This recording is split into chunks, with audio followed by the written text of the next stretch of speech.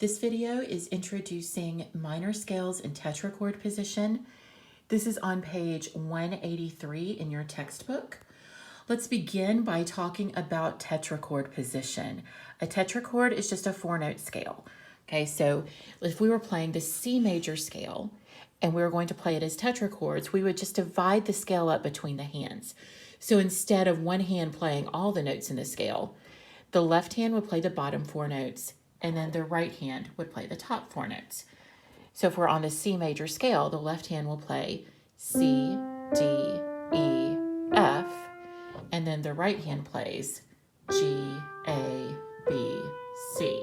And notice that I used fingers 2, 3, 4, 5. So the left hand begins with 5, 4, 3, 2.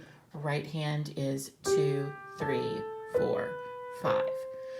Going back to the minor scales, every major key has a relative minor that has the same key signature. They are related by the key signatures.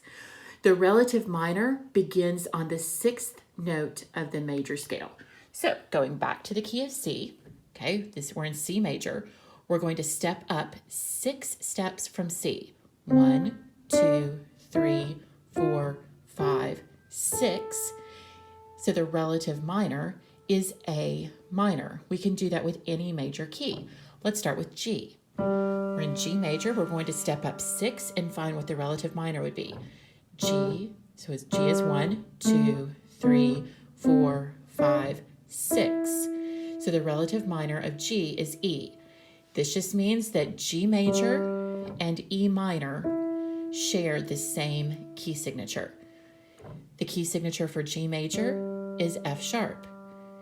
This key signature for E minor is F sharp. Okay, let's go back to C.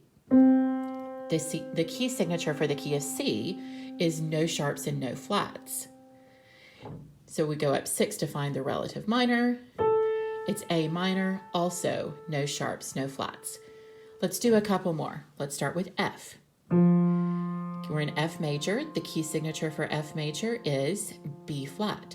So 1, 2, 3, 4, 5, 6.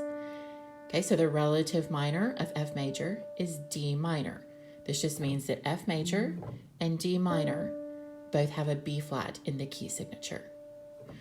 Practice finding major keys and naming major keys and then finding what the relative minor would be and naming that key signature.